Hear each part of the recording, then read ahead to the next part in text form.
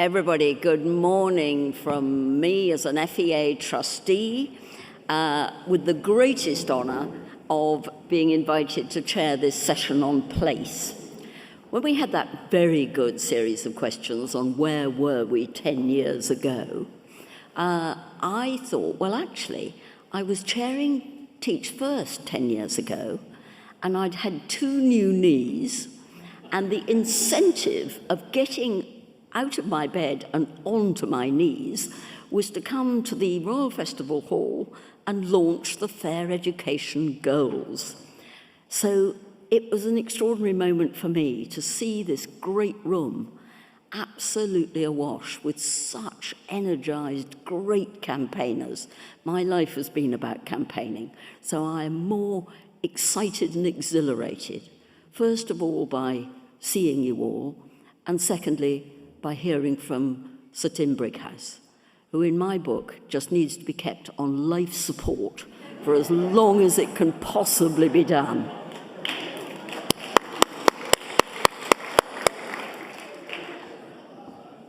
But 10 years ago as well, I'd just done nearly 5 years working in Burnley under the role of, I think I was the Prince of Wales's charities advisor or something. But we were actually working in partnership in Burnley to see what one could do to support that town of 86,000 people, half poor white, half poor Pakistani. The most beached on the beach town, with the Todmorden curve which had shut with beaching in the 50s, thereby ensuring that the journey to Manchester took 1 hour and 15 minutes on the train. And when I left Burnley after 7 years of hard work, encouraging Teach Firsters in, trying to do the things that we thought then would make a bit of a difference, getting business in the community's business class work going, I thought then that this would be the most important learning I'd ever had. I would have been a better chief executive of business in the community if I'd started with 7 years in Burnley. Because what I've learnt in the last 8 years as the chair of the Fair Education Alliance with dear Jonathan Douglas, who knows more about context in places than anybody I have ever met. So together, he's built 14 literacy hubs across the country. And we know that it's very different in Doncaster to Swindon, that Hastings needs a completely different way of approaching it to Blackpool. Blackpool is about the only place in Britain, in my book, that has just had 2,000 magicians for a fortnight learning their trade. I mean, it is the most extraordinary, funny, mad, creative place. So what you do in Blackpool, which I've had the honour and privilege of working with business in the community, setting up the Pride of Place partnership in Blackpool, as well as with Graeme, and you may hear later from Right to Succeed about the work they have done in Blackpool, I've learnt that context is everything. And that is why, in the work we've already heard about so excitingly today, about context, about evidence, and about what we, as the Fair Education Alliance, can do and how we can collaborate better. And that's why I'm so thrilled with one of the great pieces of work that has been done in this last year, supported by Zing, in the development of the digital tools, and in particular in the work that I think Gina is now going to give me a slide on, which is about what we have learnt from our great ecosystem map. One of the richest data sets, we think, in the country, because you've all helped to fill it in, although any of you haven't filled it in, will you kindly bloody well get on with it? But we can already see 20,000 unique partnerships between our membership and education settings, including FEA members' work in 12,000 schools.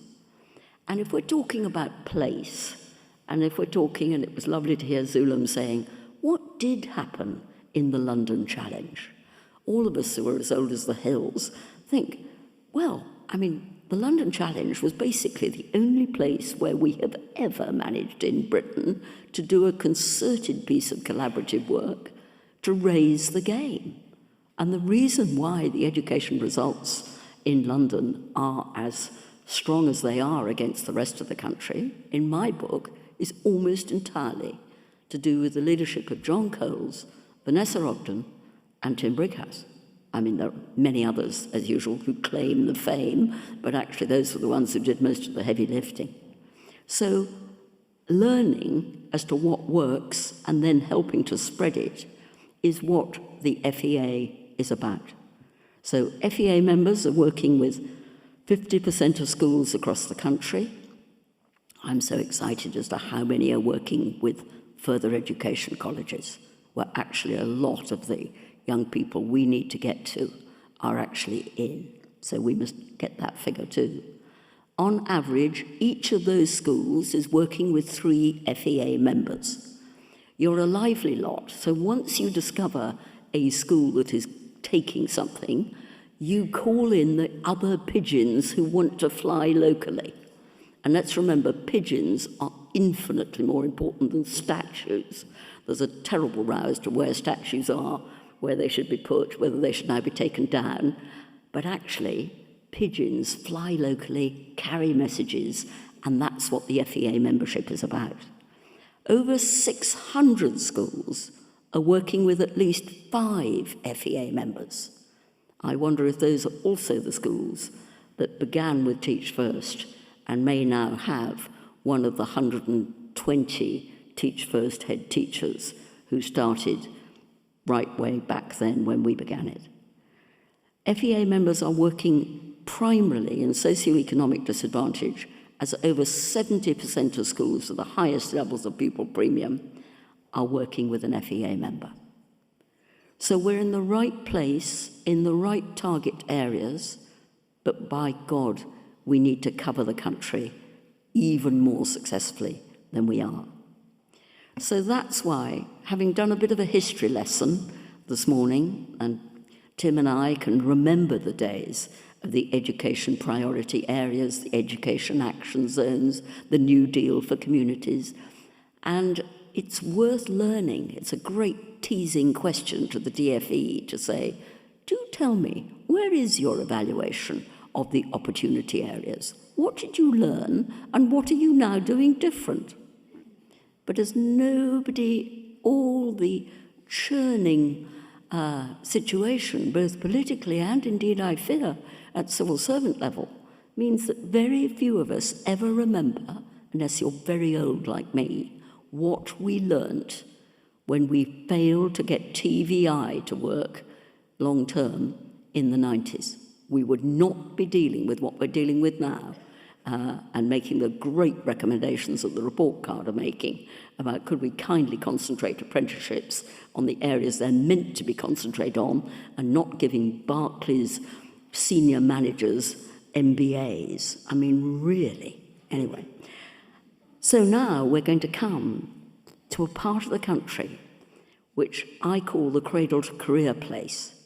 And we are so lucky to have Mayor Steve Rotheram, previously the MP for Liverpool Walton, started life as a bricklayer, set up his entrepreneurial business, came into politics, first elected as a mayor in 2017, and got an increased majority last year. And we're going to hear first from him about the sort of work that he is engaged in. This region has 33 FEA members, partnering with over 50% of the schools in Liverpool City region. So this is a great mayor to influence, and a great mayor who's already been very influenced. So I'm absolutely delighted to invite Steve to talk to us about what his priorities and experience has been. Thanks for the great introduction. And also, did you notice during the interval that the song was appropriate? It was come together by a group called the Beatles, and they're from Liverpool, you know. We hardly ever mention it. I just thought it was appropriate. Look, thanks very much. I am the Mayor of the Liverpool City region, proudly so, and now I've said my piece. I'm from an area that I believe is the cultural and creative capital of the UK. So for all those people outside of Liverpool, I've probably just split yous up. But it is great to be in the second city of the UK. It's to talk about something that is close to my heart, and it's about educational inequality, really. But all joking aside, it is great to be here because I think some of the things and the work that you all do on our behalf is absolutely pivotal to the life chances of so many people in this country. Today, the Liverpool City region is not perhaps what you think if you believe some of the stereotypes in the right-wing press.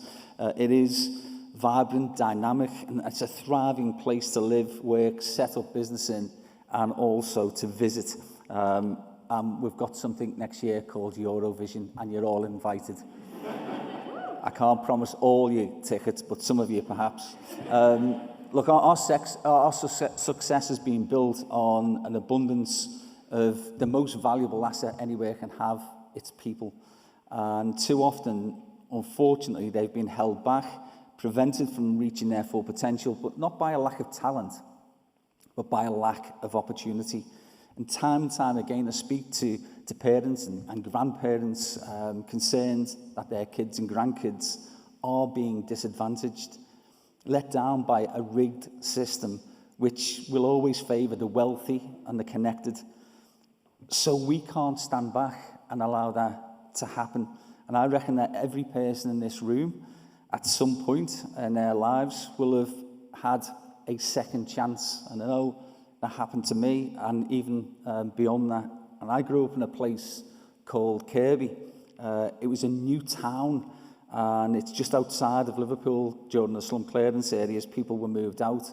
Their idea, though, of place and of community cohesion was to give us a pub and a chippy. That's about all we had to congregate around. And so you can imagine that aspirations were low. As it's just been said, I left school with very few formal qualifications, and many of my contemporaries did also. Opportunities then, during the late 70s, early 80s, were few and far between for kids like me, and university wasn't even an option for a lot of young working class kids. I'm not thick, by the way. I went on to do a degree and a master's degree later on in life, but I'm talking about the early stages in life, and there wasn't much in the way of training. If you remember at that time, it was the dreaded Youth Opportunities Programme. Some of the older people will remember that and what that was all about. So an apprenticeship and the opportunity to study later in life allowed me to make the improbable journey from a building site to Parliament, and now to the mayor of the region that I love.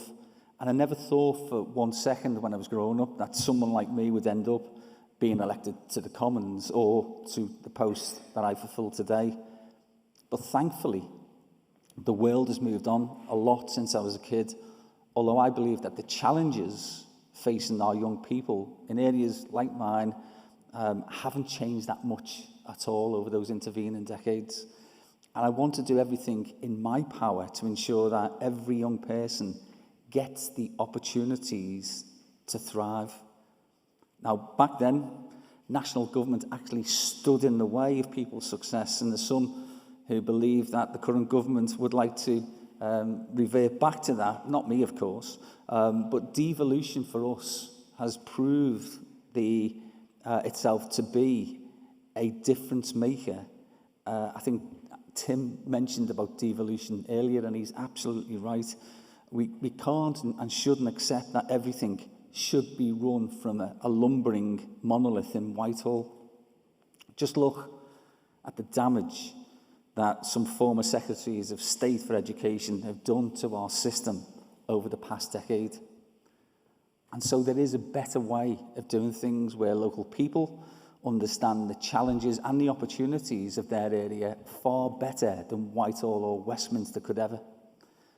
So today we're in Battersea, And the idea has just been said that what works here would automatically work just as well in Bradford or Bristol or Birkenhead is simply not grounded in reality. Look, I'm a great believer in the fact that decisions should be taken as locally as possible. Solutions have to be tailored to the needs of a locality. And in such a short space of time, in the city region, I think we've demonstrated the difference that devolution is making. And through targeted programmes like our Young Persons Guarantee, we're given hope. And that means for some of our young people, hope that there will be a job, training or an apprenticeship within 6 months of them leaving education or employment, giving them the chance to achieve their full potential. And where would we be without hope? Probably in Liz Truss's house.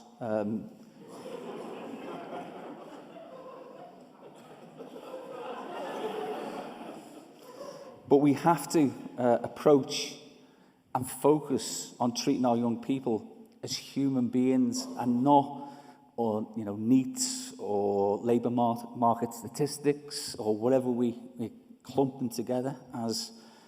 And without getting all Whitney Houston, our young people are our future and they are the country's future too. So we have to put them in the best possible position to succeed.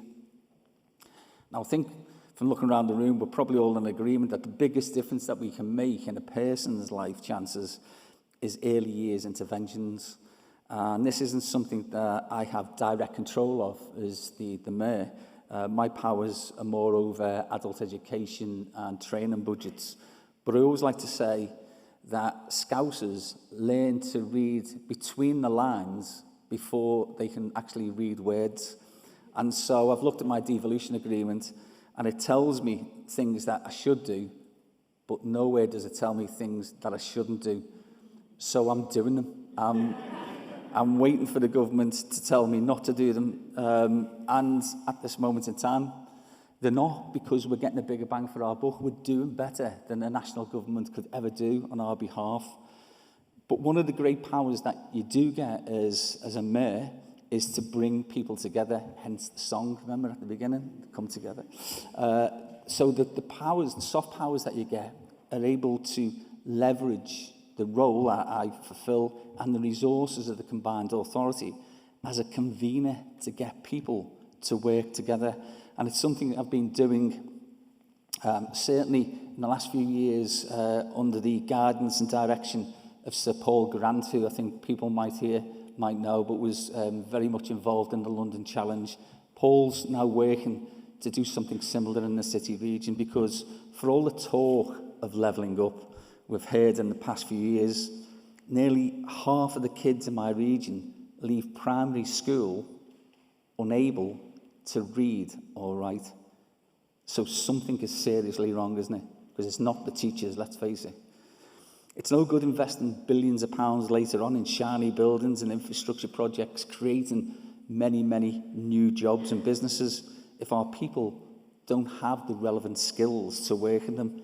So the fact is that we still have the two-tier system that exists in this country. Too many people's fates are decided before they even set school in the classroom. Their future's determined by the wealth of their parents or the postcode that they come from. And in 2020, for example, only 5% of pupils on free school meals in our region achieved grade 5 or above in GCSE English and maths, compared with 30% nationally. So that just can't be tolerated. And you're going to hear from Graeme Duncan shortly about what his organisation does, but I just want to touch briefly on the pioneering project we're running with them in the Liverpool city region. It's called Cradle to Career. You might hear a bit about this today. It's a pilot scheme that we've been supporting in a place called Birkenhead in my region. It was instigated and made possible by the Steve Morgan Foundation and Shine, but it's specifically targeted at those areas of deprivation where kids are being held back by circumstances. It's a radical and bespoke approach that works with the community to identify the issues and come up with solutions. And in a short space of time, its results have been marked. Nearly a year gained in reading above the expected grades, a reduction in cases being referred to social services compared with the borough average, and a third more social care cases being stepped down in the Wirral as a whole. Now, we've been so impressed by its impact that we've recently approved a further £5 million of funding to roll this out across the city region. And so to conclude, it would be remiss of me not to mention the elephant in the room, the national government, who are limiting our ability to do more. But, for instance, it wouldn't cost them any more money in as much as there's a massive underspend of billions of pounds of the apprenticeship levy funding, which is diverting away from the government's stated mission to plug those skills gaps and skills shortages, so we could use some of that more creatively. And there are the alarming warnings about further austerity in a sector still reeling from the cuts and reforms over the last decade. But I don't want to end on a downer, so I'll leave you with this. The solution to such concerns already exists, and it's working. The future is devolution and working with mayors. The more funding and decisions that we can make and prize away from central government, the more we can empower communities to shape their own destinies, and the more we can change people's lives and give our children the future they deserve, keeping the promise that every new generation should do better than the last. So the future is Devo, and the further and faster we can take that devolution leap of faith, the bigger the difference that it will make to our country. Thanks a lot. Okay. Hi, everybody. I'm Graeme Duncan from Right to Succeed. We're an organisation focused on place-based change, working deeply in communities that have been left behind. I think it's important that I start by actually defining what we mean by community, because a lot of people might consider communities to be very different things. What we talk about is the people and organisations that live within a geographical area or serve a geographical area. And what that means is the local residents, whether they be young and old, and some of the kind of key agencies working in and around that community, whether it be the education settings, public services, community organisations, etc. And then the organisations that community invites in. Many people in this room would be a partner that one of these communities might want to invite in to help them with a specific piece of work. So a little bit about who we are. Our role as an organisation is to support communities to work collectively to get better outcomes for their children and young people. We do this as a form of place-based change, looking to generate improved outcomes for children and young people. Our role is to bring the community together, to help them to co-design a plan and deliver that plan with a vision that the community becomes a stronger community where every child succeeds.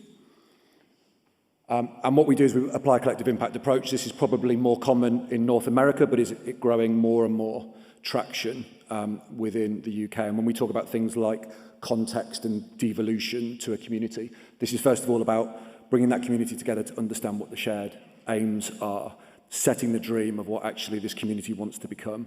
Now, if that's about setting the dream, the next bit is about the gritty reality of actually what does success look like, what are the outcomes we are trying to generate, and how will we measure them. Very deliberately, the mutually reinforcing activities is third, which is the activities that will get that community to where it wants to go. The reason it's third is everybody is generally in a rush to move to action. And in that rush to move to action, we make a huge number of assumptions. And in those assumptions will come the future failures. This is a piece of work about actually a long-term approach within a community to transformation. The fewer assumptions, the better. After mutually reinforcing activities, what does continuous communication look like? How does everybody feel heard? And how does everybody hear what everybody else has to say? It's a constant process of kind of building trust and understanding within that community. And then finally, the backbone support. What does the governance structure look like that guides that work within that community and gives them ownership and budget and a sense of complete agency within their community? But then what does that backbone team look like? The role that our team plays within the community, helping to coordinate all this work. That kind of backbone coordination is often the differentiation between a place-based change and a lot of stuff happening in place, which is what you would typically find in most communities. Just a little on where we work. We are probably most known for our work in Blackpool, and some of you heard Sarah Smith speak earlier today, briefly. We are also working in Rochdale as well around education system transformation work, which is very, very new to us, and in the east of England with Great Yarmouth. But I'm going to focus my attention on Liverpool City region, and in particular, the North Birkenhead project within that community. So, kicked off in 2019, which was a year before we'd heard of things like COVID-19 and cost of living crises and all that's come since. The journey to change started with a vision that every child in that community thrives from cradle to career, bringing together kind of some of the key stakeholders that might make that journey possible. It started with discovery. So collective impact work starts with a discovery period, which is about working through with the community, helping them to start to build trust with you, trust with others, and an understanding of actually what the priorities are within that community. That work typically takes a year, and it's a year of deep embedded work within that community, trying to work past a place where you have to make assumptions about what that community actually needs and wants, and actually start to get to the answers. As you can probably imagine, it started lots of roundtables, steering group meeting in person, lots of packed community centre consultation sessions, and then lockdown hit halfway through. And it became about introducing people to the world of Zoom and Teams and all the other kind of platforms. So it was a very difficult time for that to have hit, but the community kind of came through with us on that journey. Fortunately, we got all the kind of permissions that we then needed, the delivery plan signed off by everybody, funders, commissioners, etc., funding that, and we are now in the third year of delivery. And I'll talk a little bit more about what that delivery looks like and the impact that's been achieved. But first of all, we need to say a huge thank you to the Steve Morgan Foundation, Shine, and also our friends at UBS Optimus, as well as Wirral Council, who've made this all possible. They've made it possible by saying there must be a better way. There must be a way of getting long-term sustained change in communities that we are currently putting a lot of money into. And not only that, they came and sat week after week, month after month, in meetings in that community, listening to what the community had to say about what they wanted to do and what they needed, which was truly inspiring that they made that time as well as put the capital in that was required.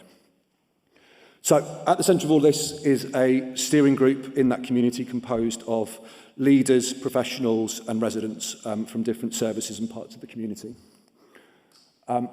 One of the priorities is family and services. So Wirral Council, and particularly the excellent Elizabeth Hartley, one of the associate directors, very bravely decided to delegate a team to that community, 17.2 full-time equivalents based out of a community centre, bringing together social workers, family workers, early school readiness workers, etc., all in one team based locally within that community, under a working group in that community, helping to inform how that team starts to change the way it delivers service within that community. Another priority was education, which started very firmly looking at the literacy gap, the reading gap in particular, and how schools start to bridge that gap collectively, and has since led to them starting to do more and more work collectively on SEND in particular. And then the community aspect, bringing together all those incredible assets within a community to start to work with the community to understand where the gaps might be, how they might be filled, and how a coordinated youth and community offer is created in that community that everybody becomes familiar with. And then our role in this is to act as that backbone, making sure this is a coordinated project, it's got the resource it needs, the learning that is being gained at any moment is being built into the next bit of delivery, and the next bit of delivery, and the next bit of delivery, and so on. So, progress to date. So first of all, on education, when we did the baseline work within North Birkenhead, we found that for pupils year 5 to year 9, there was a 15-month reading age gap, so children 15 months behind where they needed to be on their reading age. But the schools have done an incredible job since and closed 11 months of that 15-month reading age gap. There is still a very long way to go, but that rate of progress is quite incredible. And I know Becky Francis from the EEF is in the room, so this is using NGRT, which is the measure that's used very frequently by the EEF in their literacy trials. and it's about 1,500 kids, and it's externally validated. So it's a very, very robust result, fortunately. We mentioned also the multidisciplinary team. The kind of key outcome there is they've been 80% more effective at keeping kids away from the care system compared to their Wirral peers. It's important to kind of point out that Wirral is in the 24th percentile of the indices of multiple deprivation. North Birkenhead's in the bottom 0.5%. So that team shouldn't have had a chance of getting anywhere near the Wirral-wide figures, never mind outperform them. So I think it tells you something about how far that team has moved and how quickly. And then finally, the thing that was, of course, most affected by the pandemic because of things like furlough and doors having to be closed in youth centres and all that kind of thing was the youth and community offer. But that is now starting to thrive as well, bringing together a really coordinated offer that's doing a great job of kind of targeting where those gaps were and where the most vulnerable young people were that weren't getting the provision they needed. There was something I just wanted to share from within the data. So there's a small number of the kids had 4 data points. We actually asked the schools just to measure once a year after the first year. So we had a small subset from 2 primaries going to 1 secondary that had the 4 data points. And I think in this slide is both something about the issue of disadvantage and low-income communities, but also the hope that we should have for these communities. So first of all, if you look at that fantastic gain in the first year, followed by a devastating summer learning loss of about 4 months of reading age lost over the summer holidays. But then, whilst we could focus on that, and I think that describes the challenge that is faced by anybody working in a low-income community, look at what happened next. Look at how far and how resilient those children have been to not only come back to that level very quickly, but go far beyond. The scary thing for me is at 100, they reach national average. Now, clearly, they're going to get to national average quite soon, and they're going to go a very long way beyond. But how far away from their potential are those children, and are so many children within our low-income communities right now? I think that's quite stark when we think about it, but also a source of great hope. So as Steve mentioned, we're now very excited to be looking at how other communities, so particularly the most left behind community in each of the other 5 local authorities within Liverpool City region, takes on such a community-led approach. After North Birkenhead, we've just finished discovery work with Northwood, which is where Mayor Rotheram was born. I should point out he had absolutely no role in choosing that community, so anybody that wants to look for a conflict of interest, it isn't here. And then Holton Lee as well in Holton Council. To come next are Sefton, St Helens and Liverpool. But the thing I really love about this project, and I think another really great argument for the role of devolution, is around this project is being set up a regional governance board, which, as well as keeping accountability of the whole project, is ensuring that the learning from these communities is starting to influence regional and local policy. And where would you find that anywhere else in the kind of political system? I think that's quite an amazing thing to be really focused upon. So I just want to focus very briefly on the kind of key learning that we've had as an organisation on our journey to helping people with place-based change. There is a continuum of how we support communities, from doing things to, which, you know, if you look at the current policy base, just about everything is being done to communities, all the way up to things being done by the community. What that means for decision makers is if you are doing it to, you are doing it from a distance, you are making decisions in Westminster, in council offices, in funder offices, in charity offices, and you are making a huge number of assumptions to make those decisions, as opposed to when it's being done by a community where the understanding of that local context is great and they are making relatively few assumptions. So that drives efficiency or inefficiency depending which end of the scale you're on. And the other thing that's then hyper important is that sense of agency within a community. So when we started as a charity, we started focused very much on education change. And a really simple story on this was we used to have quite a traditional approach. Schools would tell us what they need, we'd bring a little bit of funding, our trustees would sign it off, and there'd be a contract with terms and conditions that said, for this money, you need to do X, Y, and Z. And one of those conditions was you have to get 90% completion rates of your assessments. And it was like pulling teeth. You get schools calling you constantly, we're at 84%, can we stop? We're at 85%, can we stop? It took months. And by the time those months had gone, there was very little time to start to intervene within that school year. We changed that completely. We put the resource in the hands of the community. We raised the budgets that they needed to do the work that they defined that they wanted to do. And we asked them, what's your target? What's your target for what proportion of kids you need to do this for? And no community has ever said less than 90%. They generally say 95%. And they achieve it within weeks instead of months because it was theirs. It was their idea. They own it. They drive it. Then they do more with the data. And we have to realise that agency is such an important part of what we need to give to our communities, much to Steve's point. The urgency, we've talked about child poverty. We need to do more for our communities on this issue. It takes 9 years of place-based change when you look at the North American evidence base to generate impact on things like social mobility and poverty. Think about how many programmes that started 10 years ago when the FEA did are still working in our community right now and driving towards that population change difference. It just doesn't happen. And this is data from pre-pandemic, pre-cost of living crisis, and look at what's happening to the bottom quartile of communities. It is only set to get a lot worse. But the only hope is collective working in communities, bringing these things together. And all of you here are very much part of that solution. So I invite you to think about where you are on that scale and how you could go further up that scale as an organisation and as a set of individuals. So thank you.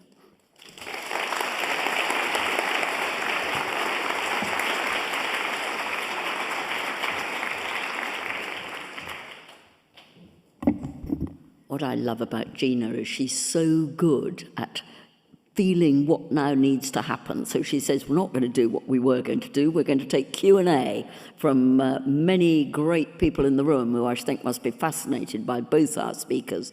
Where am I going to start? Where are my mics? Any? Very good. Get the lights up. Anybody snoozing at the back? Wake up. Hands up. Say who you are. Right, start over there. Lovely. Mic behind you. Third table in. Second table in. Oh. Sorry about that. Thank you. I'm Nick Bent from the Tutor Trust. Steve, we do a lot of work with Support Grant and your team. We work in schools right across Merseyside, including Co-op Academy Portland and North Birkenhead, and we're really keen to contribute more to cradle to career in that community. I absolutely believe in devolution. I'm a Mancunian, and we've got some really good partnership with Andy Burnham and his team in Greater Manchester. Have you had conversations with government about taking devolution to the next level when it comes to a role in schools and school improvement and a mandate to help close attainment gaps and so on? I know you've got responsibility for sort of post-16 and skills, but what about the sort of the school age agenda? Any hope there? Nick, I won't hold it against you that you're from Manchester. But Manchester are actually leading on many of these things. As you know, they're a trailblazer combined authority. So they're in the first wave, them and West Midlands, Andy Street in West Midlands, the two areas that are pushing ahead with devolution, possibly because of coterminosity, because in Greater Manchester, health and police and fire, it's all the same area. Whereas we're in and out, we've got bits in and bits out, and so have others. So the geography makes it easier to do this, but also because in Greater Manchester, you've been working together forever, really. The Association of Greater Manchester Authorities, AGMA, was the forerunner, really, of devolution. It shows you about what you can achieve with collaboration. Okay, it was a more informal way of doing things beforehand, and now it's formalised through a devolution agreement. But Manchester will be the forerunners. So what Andy and Andy are trying to do is to say to government, actually, most decisions I think we'd rather have taken locally than a national government, and the awful slowness of everything that has to go through the processes in Whitehall and Westminster, whereas we can be quite nimble locally. So that's one of the things that they're leading on.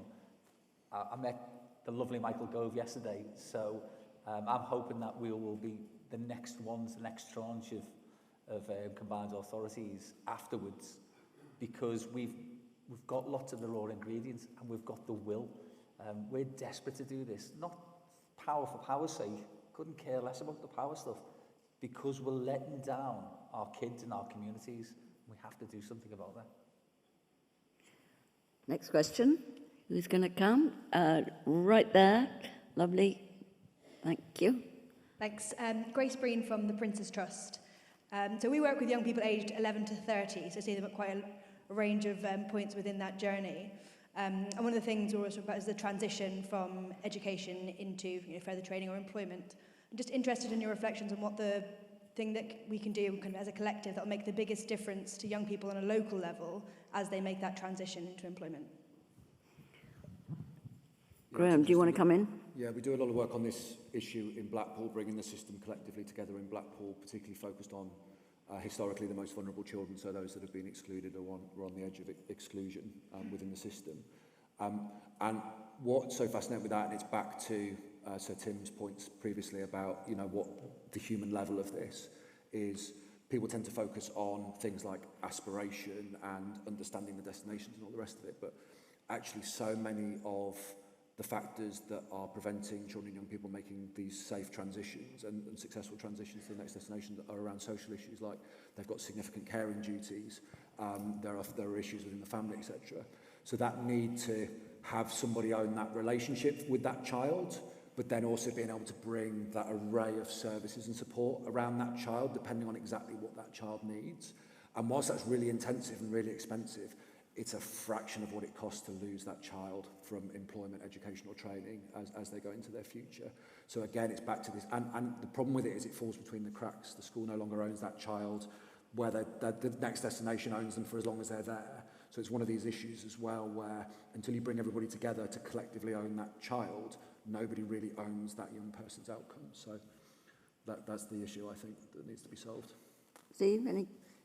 We look at everything, don't we, through the way the Treasury likes us to look at things. We all do it, we'll save pound notes by doing this rather than that.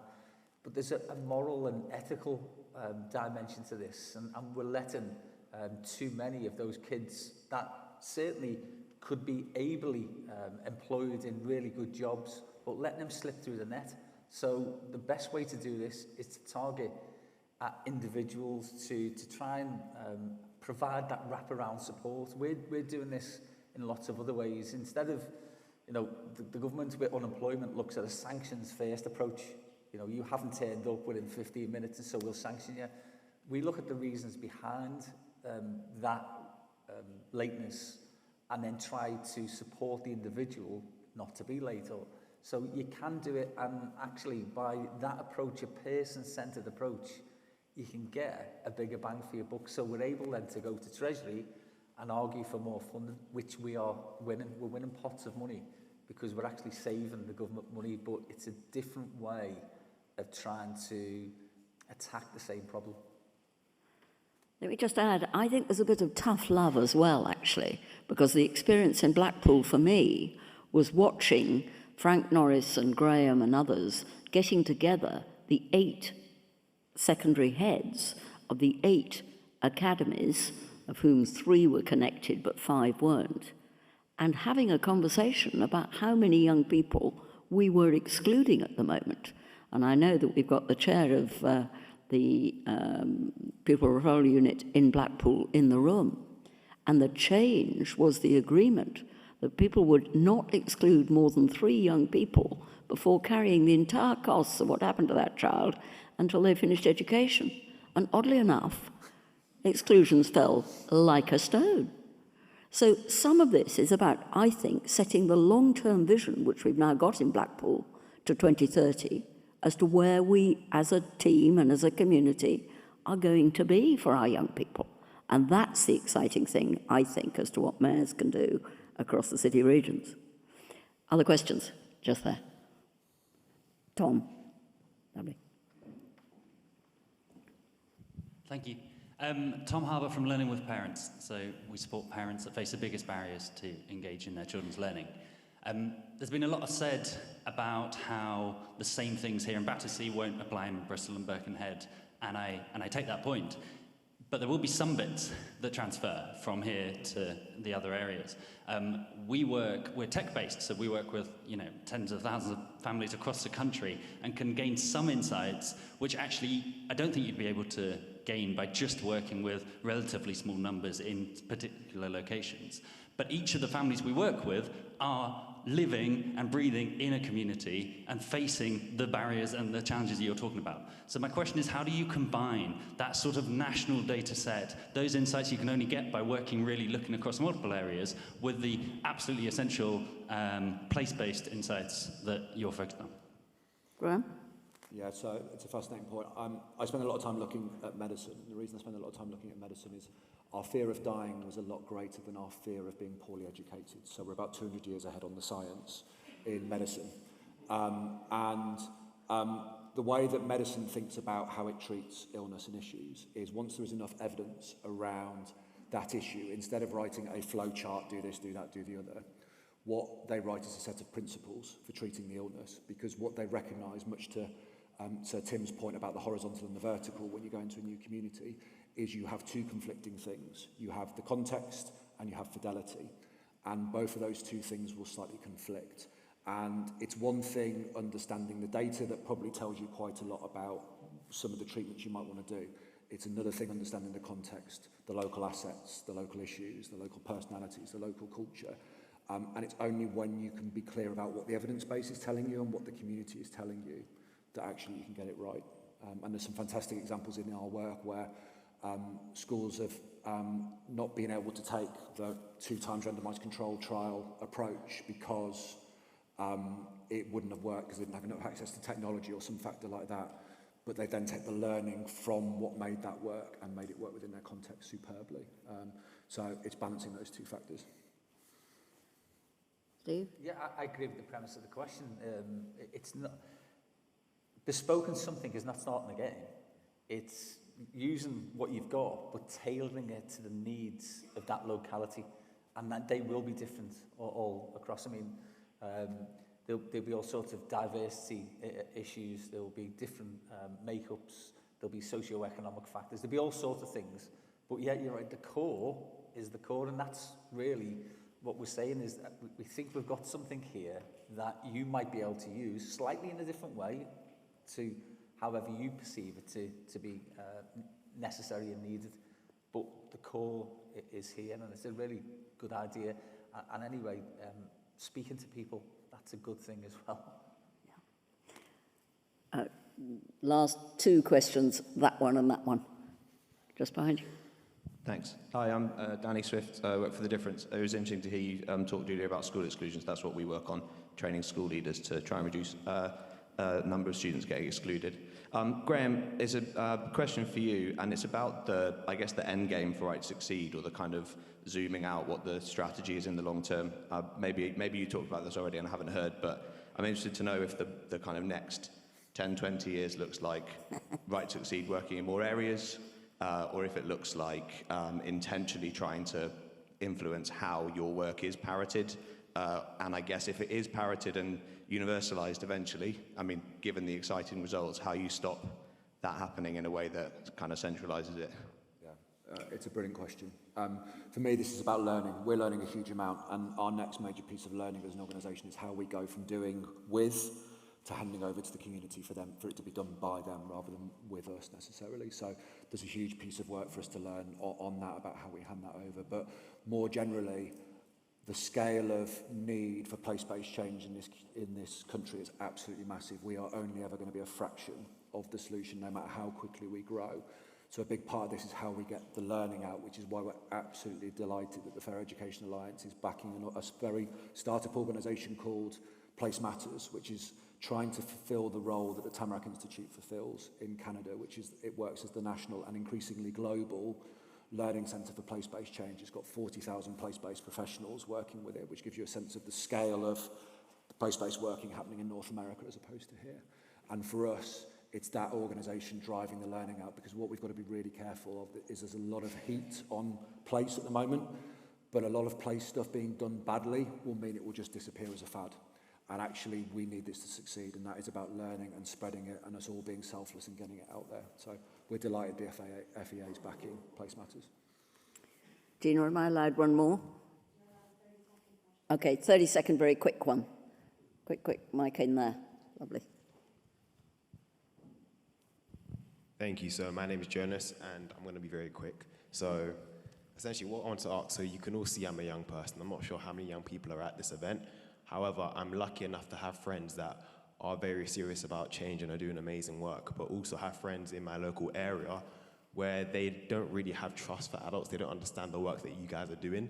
So what I want to ask is, as someone that comes to these kind of events consistently, what could I do to ensure that the connection is brought back between adults and young people across the UK? Who's going to take that? Yeah, well, first of all, well done you, but we need more people like you. You're a role model, aren't you, for lots of other people. And in the Liverpool City region, we've just instigated a youth combined authority. We want to engage people in decision making, so not just about coming and hearing great things that are happening, but influencing and sometimes instigating policy change. And we've been able to do that through something called a Fairness and Social Justice Advisory Board, and that's just now changing into individual boards because we've matured, we've got to the stage now, we've been going 6 years as a combined authority, so we can start to roll these things out, and it's making a massive difference. But perhaps you should be answering the question yourself, how do we engage more with people like you? Gina, am I going to be allowed to hand him a microphone to say so? Maybe, yeah, all right, we are, go on. So Steve, just to clarify, the question is, how can you guys engage us as young people, would you say? Yeah. Okay. Tell us. I could be here all day. I think you guys are doing a great job. I think it's the channels, really. So you guys are saying all this great stuff here, but I think, obviously, there are a lot of youth organizations here. I think that we should bring more of our young people to these kind of events. So I'm actually involved in quite a few youth organizations that are here today, but I came here on my own behalf, but I'm still representing the youth organizations that I do work with. However, there are so many young people. I know, I'm from Lewisham, right? So some people know Lewisham is quite, it's a bit dodgy. It's a bit dodgy. Like, just to be, I love it, but it's a bit dodgy. A lot of my friends from Lewisham that I went to school with would love to be here, but they, one, don't have the confidence to come, two, they've got work, and three, they wouldn't know how to conduct themselves because they're not used to these kind of things. So I think that in general, just immersing us in more of these experiences and more of these events and letting us know that, I've come here today and I was quite nervous at first because I knew a few people here, but I feel very comfortable here. But a lot of us aren't comfortable enough to even come outside of our house. So I think that just them understanding that these are young people-friendly environments will allow them to come here and immerse themselves and come up and ask questions like this. Brilliant.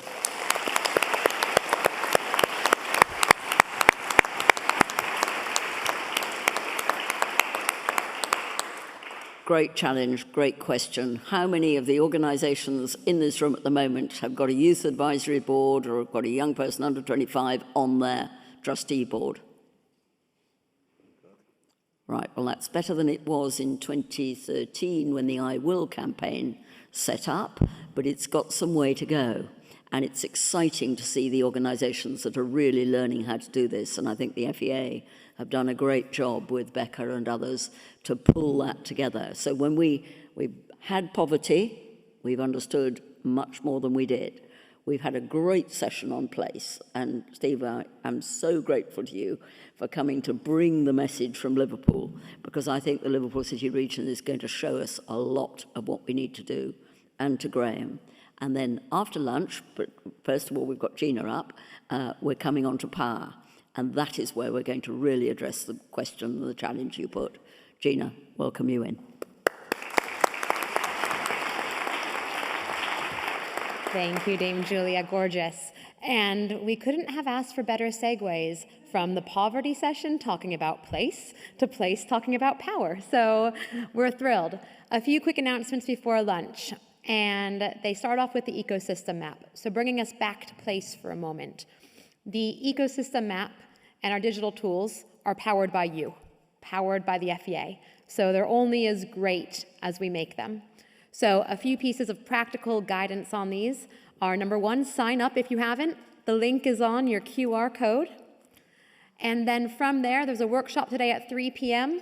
where you can hear from Daniel around the digital tools and also about how to use them to get to the areas of greatest need. So applying the practice that we have seen here into your own organizations. Also, we're having a variety of workshops to help you with the tools in December. That will be in the email sent out this afternoon. And, as Julia kindly said, submit your data. We can see the 12,000 schools. That's only from 65 member organizations. Imagine what that's going to be. Imagine how it will equip place-based change once we have it for everyone. So, lunch is going to happen. You're going to grab it from the bar area. It's a grab and go. Please come back in here, and then we will kick off with our session on power, exploring how you, as organizations, can improve your youth engagement practice, which is absolutely critical to the Youth Quake. So Jonah, thank you for your question. It's absolutely crucial. And before we go to lunch, I want to say a massive thank you to Graeme, to Mayor Rotheram, and to Dame Julia for the fantastic session, and we look forward to taking our place-based change work forward.